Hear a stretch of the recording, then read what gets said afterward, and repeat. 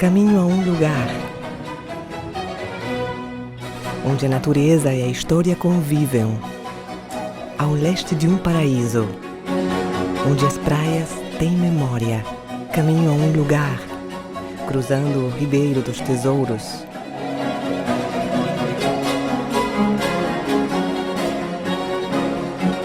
Pelo caminho do Arvoredo, caminho ao Museu do Mar.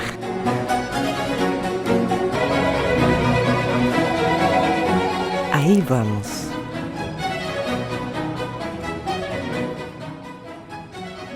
Soy Pablo Echegaray, director del Museo del Mar. Los invito a conocer una de las mayores colecciones de caracoles exhibidas en el mundo y otras colecciones que se fueron anexando a medida que se fueron tejiendo las historias del mar y coleccionando todas las piezas del museo, que solamente se puede explicar si uno entra al museo.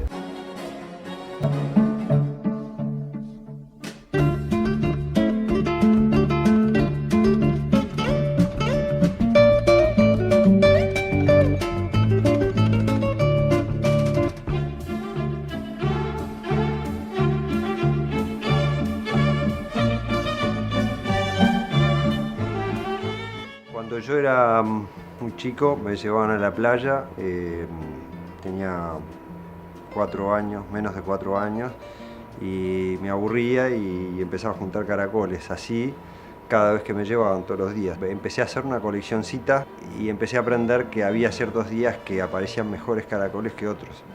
Tanto es así que me entusiasmaban los días de tormenta, después de las tormentas, porque sabía que había esos momentos era cuando podía encontrar. Hubo un día que fue uno de esos y no me quisieron llevar a la playa y yo insistí, no me quisieron llevar y yo agarré, me escapé y para peor la llevé a mi hermana que me acompañara y nos fuimos hasta la playa. A los 4 años y mi hermana de 3 estábamos buscando caracoles y en casa nos estaban buscando, habían dado el aviso a la policía y todo, que no aparecíamos. Al final una niñera que teníamos dijo que podía estar juntando caracoles porque a mí me gustaba mucho y bueno, y allá nos encontraron en la parada 30 y pico juntando caracoles, y esa fue, digamos, una cosa que marcó porque después pasó el tiempo, los caracoles yo una vuelta me desinteresé, me los tiraron, dejé de coleccionar, muchos años dejé de coleccionar, después volví a dejar, como todo coleccionista, ¿no? Que se entusiasma, vuelve y va. Y finalmente terminé coleccionando y digamos, intercambiando con otra gente de acá inclusive, y terminé armando este museo que empezó, digamos, con esta salita, que era muy chiquita, que tenía 35 metros cuando empezó.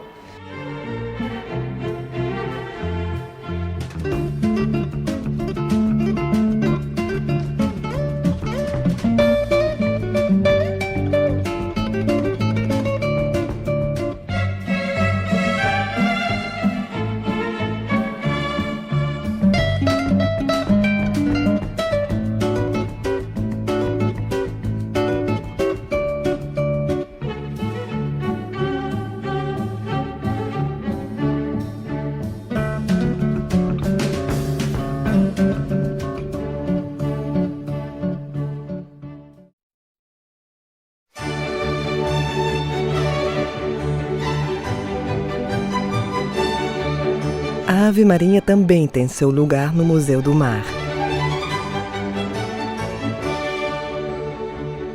Entre outras espécies, encontramos exemplares de albatroz, gaviões, petréis, raladores e pinguins. Estas espécies de aves, ao igual que todos no museu, foram encontrados sem vida nas costas uruguaias.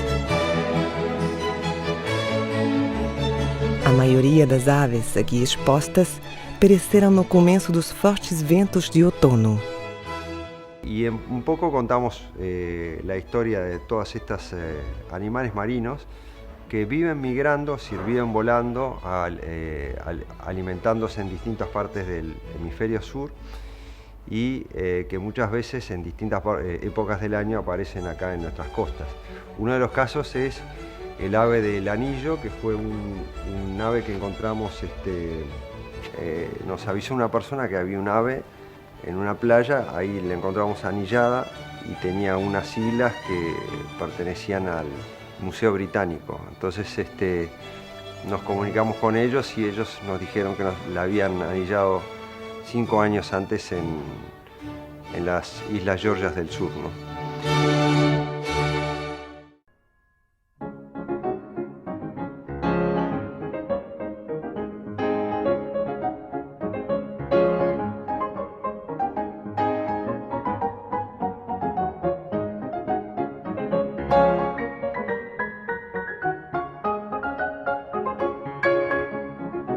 La colección de esqueletos de ballenas y delfines que tenemos en el museo la fuimos armando de a poco. El hecho de armar esqueletos de ballena es un trabajo descomunal porque hay que ir a la playa a limpiarla y después ir trayéndolas hueso por hueso. Bueno, sobre todo porque al principio no teníamos muchos recursos como para poder trabajar.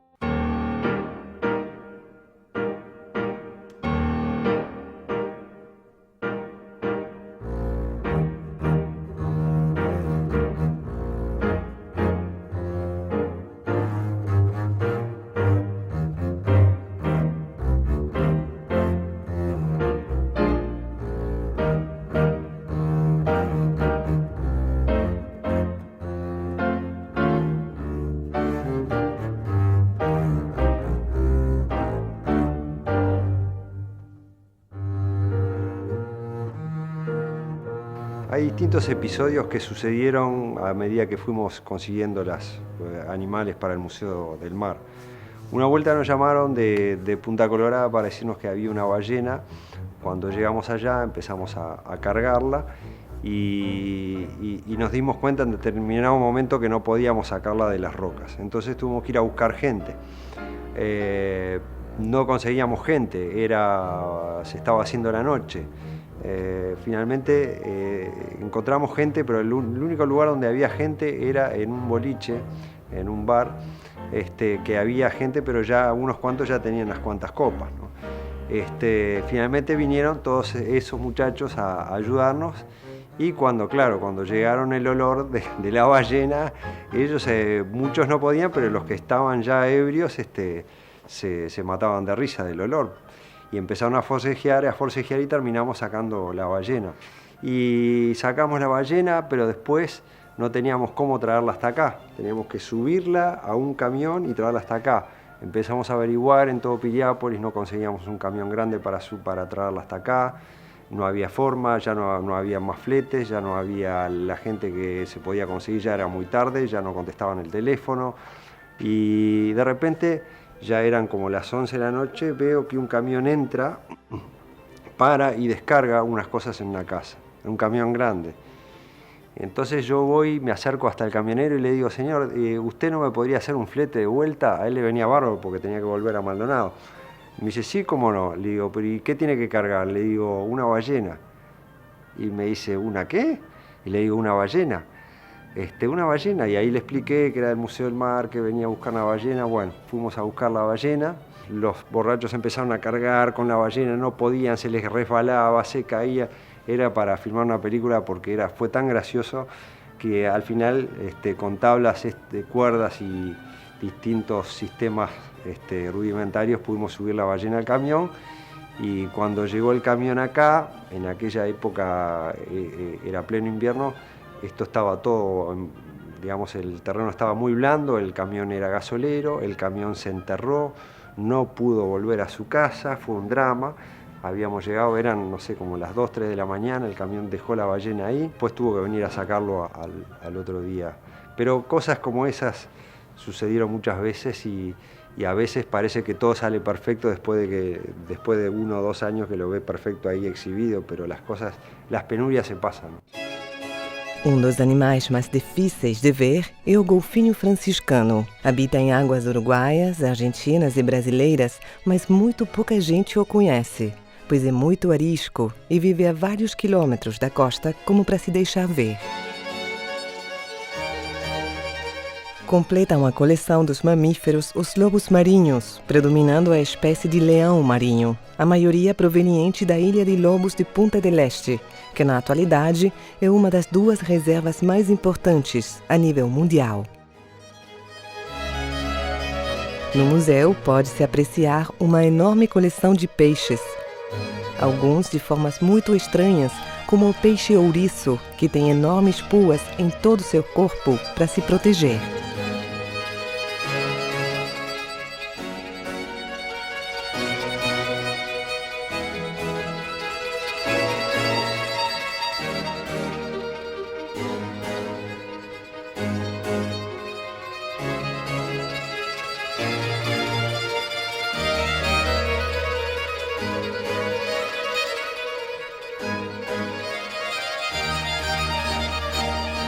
Outro peixe curioso dentro do museu é o peixe-lua.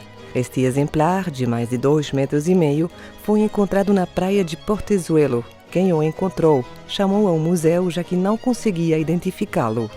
Estes animais, ainda que abundantes em alta mar, são muito difíceis de ver na costa.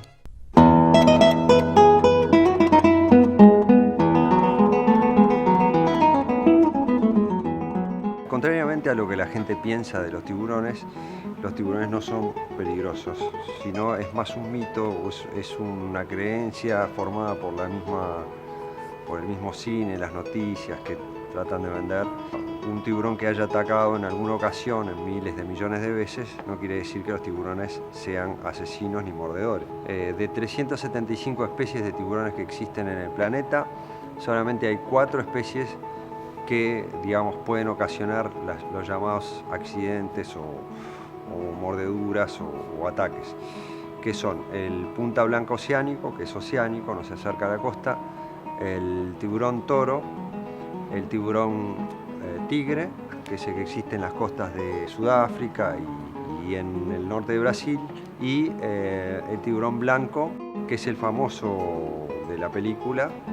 Acá en Uruguay tenemos, hablando a grosso modo, unas 10 especies costeras de tiburones que están ahí cuando nosotros nos bañamos y que no pasa absolutamente nada porque no son peligrosas, son como cualquier otro pez.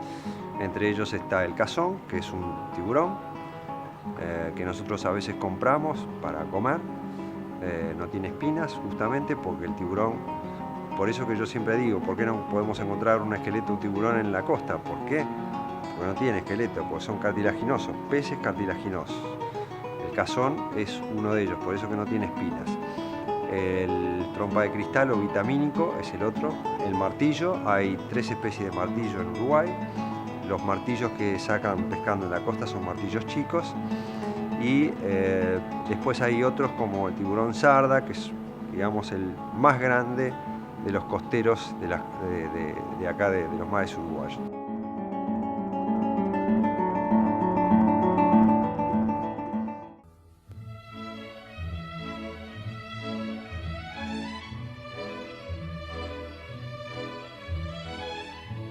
Esta zona la vimos reservada para los cangrejos, las langostas, los langostinos, todos los crustáceos y otros invertebrados marinos que conviven con los crustáceos, y vimos importante mencionarlos acá en el museo.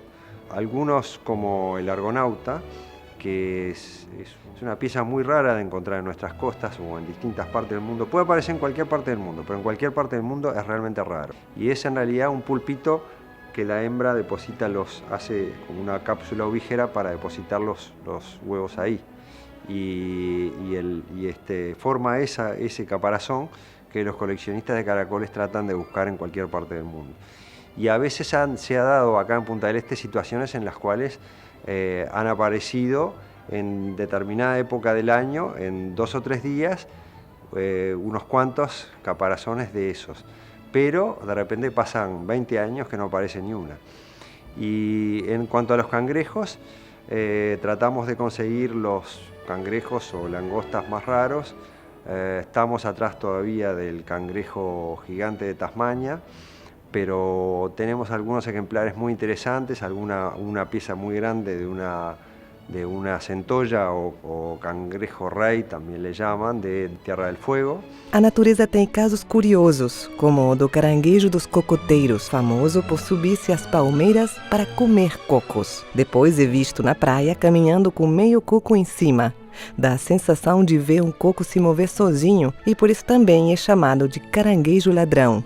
Hay historias como la del kraken que aparecen en las películas, de calamares gigantes. Los calamares pueden llegar a medidas hasta de 15 metros.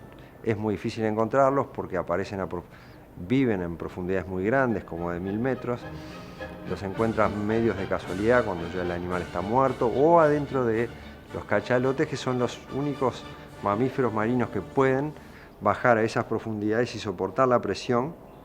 Inclusive son animales que se alimentan de calamares gigantes. Ao Uruguai chegam algumas tartarugas que migram pelo mundo. Embora não depositam os ovos em praias uruguaias, vêm se alimentar em algumas épocas do ano.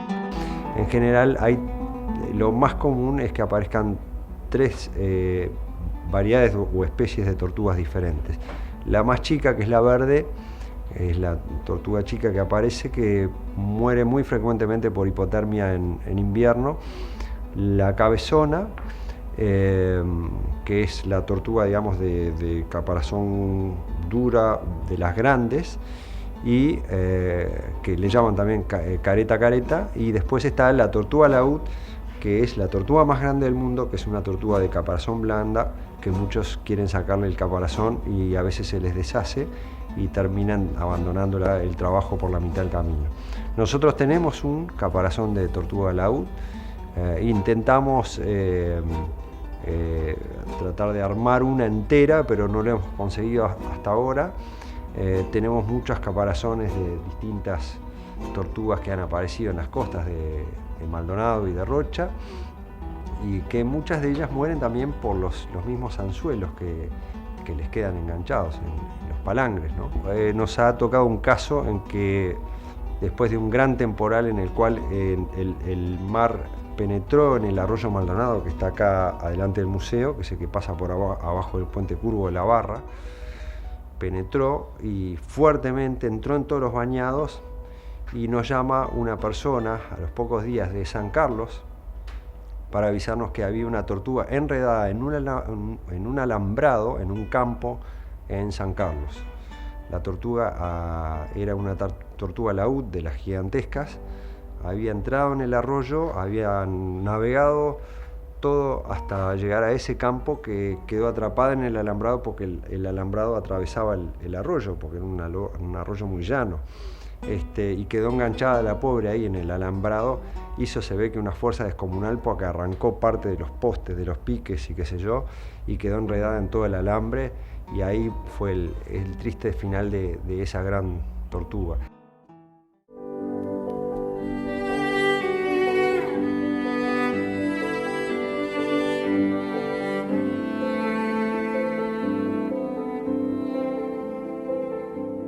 Cuando instalamos el museo, empezamos a hacer todo el museo, pensamos que tenía que haber que había una relación muy fuerte entre la vida de los balnearios y el mar. Entonces la historia de los balnearios tenía que ser contada, tenía que ser expuesta dentro del museo.